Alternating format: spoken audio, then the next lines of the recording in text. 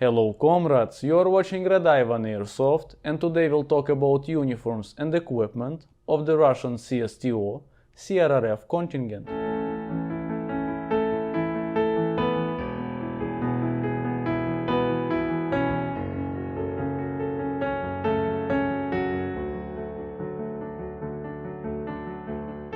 Now you are probably asking yourself, what the hell CSTO is? CSTO is a Russian NATO we have at home. CRRF, or KSOR in Russian, is the collective rapid reaction force of the member states of the Collective Security Treaty Organization, CSTO or ODKB in Russian, established by the treaty signed on May 15, 1992. CRRF was created on February 4, 2009, based on the units and formations of the member states: Armenia, Belarus, Kazakhstan, Kyrgyzstan, Russia, and Tajikistan. Armenia has currently frozen its membership. Guys are probably busy preparing kebab or some other important stuff other than your military exercises with Russia. No time for this. Naturally, such an international contingent needed a unified uniform for identification purposes. In October 2009, a multi-layer uniform set produced by BTK Group was demonstrated to Dmitry Medvedev, and this immediately raises questions. Firstly, for the unknown reason, BTK decided to produce the level 4 layer with a vertical pattern orientation, while all other layers had horizontal orientation. It is completely unclear why this decision was made. It is remembered that after complaints about the camouflage properties of the Soviet Barvikha camouflage in motion, its horizontal improved version, Flora, was adopted. So reverting to a vertical pattern orientation, especially in the single item of the complex, is strange. Secondly, this pattern resembles the American naval camouflage AUR-1 and the USMC Marpat Desert pattern, which were widely used during the development period of the CRRF camouflage. And when I say resembles, it means partially copied. There is also a similarity with the Ukrainian MM14, which is not so apparent compared to my level 4 layer, but quite relevant when comparing with other layers and new BTK products, all of which have horizontal pattern orientation. For this reason, news sites sometimes show the CRRF contingent in the articles about Ukrainian armed forces. It reminds me failures of the Victory Day posters designers with Germans on them. There were also stories about using items in this pattern by Russian side in the current conflict to confuse Ukrainian soldiers. As I mentioned earlier, the set is multi-layer and consists of 6 layers. It was issued with Faraday boots, model S09088, and a grey BTK balaclava. The multi-layer set with a digital camouflage pattern for post-Soviet countries in 2009 was something like a stormtrooper suit and definitely had its wow effect. And Gore-Tex boots on top of this? No way, Jose! Such sets were issued to all the founding countries of the CRRF, but there was no common equipment, so each country used its own. When forming the special forces of the Russian Federation, this camouflage pattern was initially adopted there as well, leading to development of the new items in this pattern. For example, the combat shirt and the camouflage suit that resembles 6SHA 122. As an attribute of the Russian Special Operation Forces, this camouflage was spotted during the Crimean crisis. Returning to the CRRF contingent, they only used the initially mentioned 6 layers in this pattern. And here is an interesting detail. Absolutely all sets that I encountered or saw online were produced in August 2009, without exceptions. And the fact that the CRRF uniform was seen less and less in exercises after 2017, and during the events in Kazakhstan, the Russian and Belarusian contingents operated without it at all, gives me grounds to believe that there was only one procurement of these sets in 2009, after which production ceased. However, Armenians, for example, retained CRRF uniforms during operation in Kazakhstan. Today we will review my layer 4 set and discuss the equipment used by Russian CRRF contingent during the military exercises from 2012 to 2017, and will conclude this discussion with my 2017 set. Headgear: BDU style cap with a short visor, as on the 2010 model EMR uniform. Inside there is a pocket for documents. Jacket: stand-up collar with a pocket for the hood, which is closed with Velcro.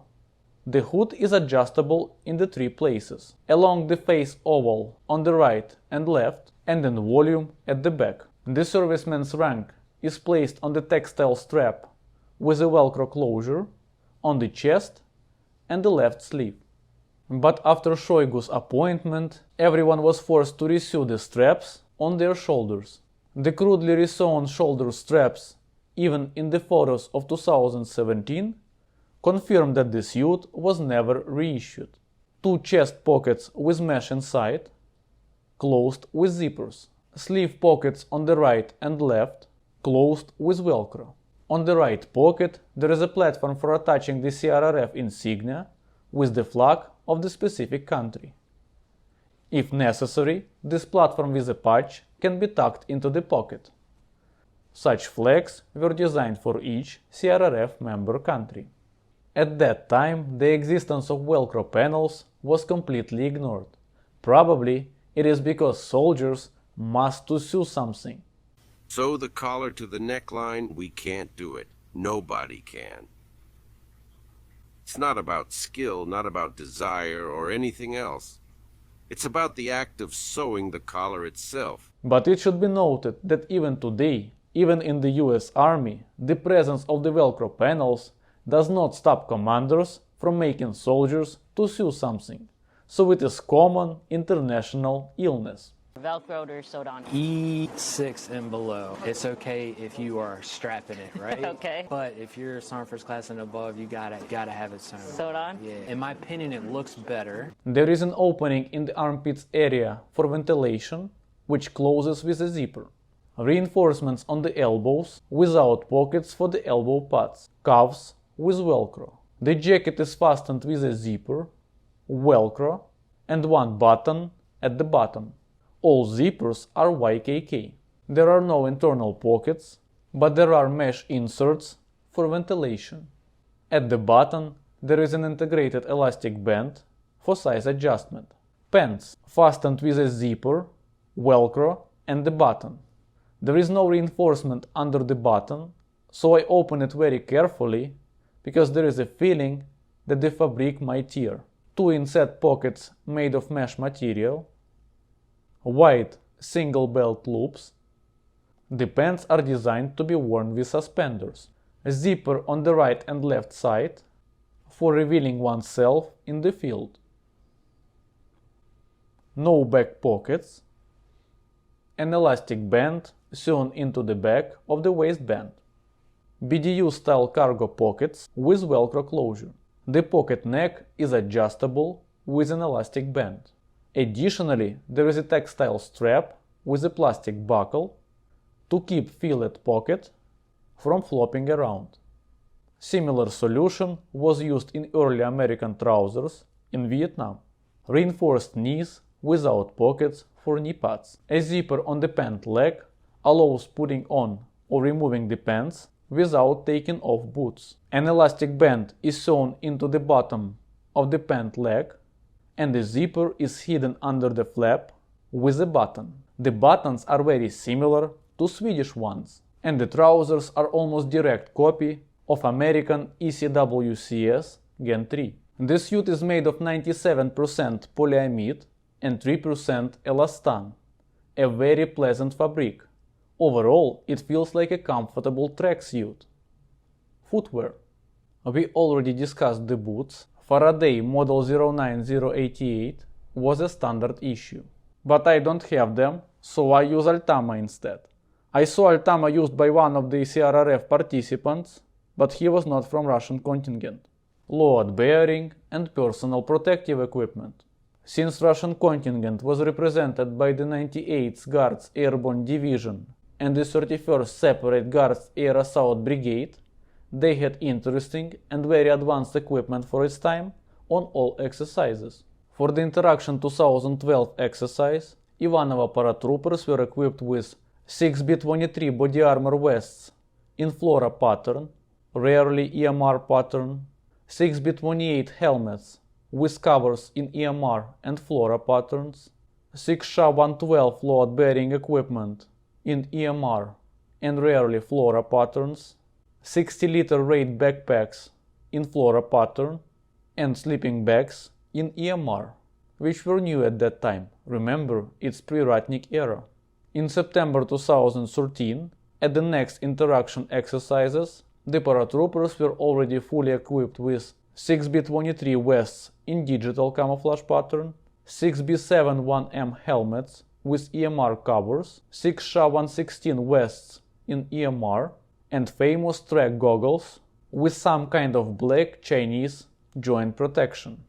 MTRS systems, which should not be confused with 6 SHA-117, also appeared on the pictures. At the 2015 exercises, the soldiers wore 6B45 body armor vests, 6 SHA-112 load-bearing vests, and elements of the Permyachka kit, such as 6B34 goggles and the signal light. But most interestingly, someone from the leadership made the soldiers sew American UCP camouflage and its Chinese counterparts onto their load-bearing vests and helmet covers. And this practice continued for a long time with the Russian contingent. In my opinion, the most interesting in terms of uniforms and equipment were the Interaction 2017 exercises, because the part of the Russian contingent arrived with gear covered with UCP, and another part in normal EMR. Among the paratroopers with normal EMR sets, one could find both a combo from the Ratnik kit, 6B45 body armor vest, 6 SHA-117 load-bearing vest, and 6B47 helmet, and an older set of equipment, 6B23 body armor vest, 6 SHA-112 load-bearing vest, and 6B7-1M helmet. A couple of soldiers had a mix of both systems. All soldiers were equipped with black 6B50 goggles and 6B51 joint protection.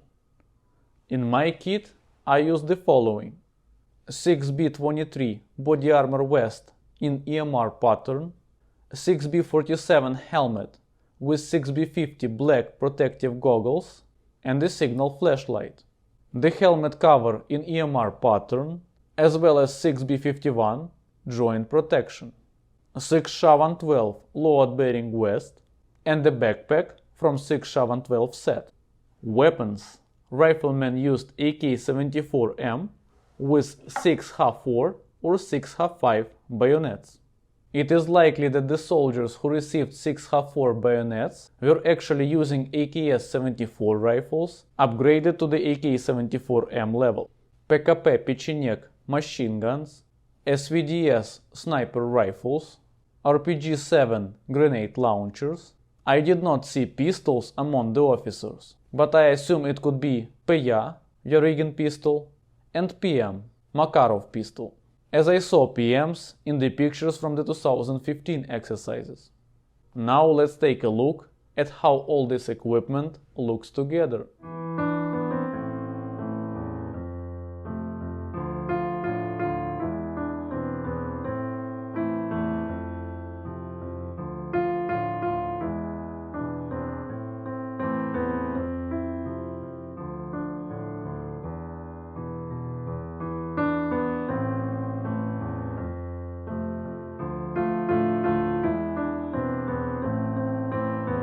Starting around 2018, contingent from each country arrived to the exercises in their national uniforms, and only occasionally appearing in CRRF uniforms. Since 2019, in appropriate terrains, the Russian contingent has started using the mountain desert camouflage, commonly known as Olivier, Russian salad, and equipment in this pattern, or in Russian earlier so-called piggy pattern. But that's a topic for another conversation. I hope you liked this video, subscribe to my channel, put like, share this video with your friends, leave your comment below If you want to help channel financially, links are in the description, and now we have YouTube subscription available for us. So please enjoy, please support, and see you next time.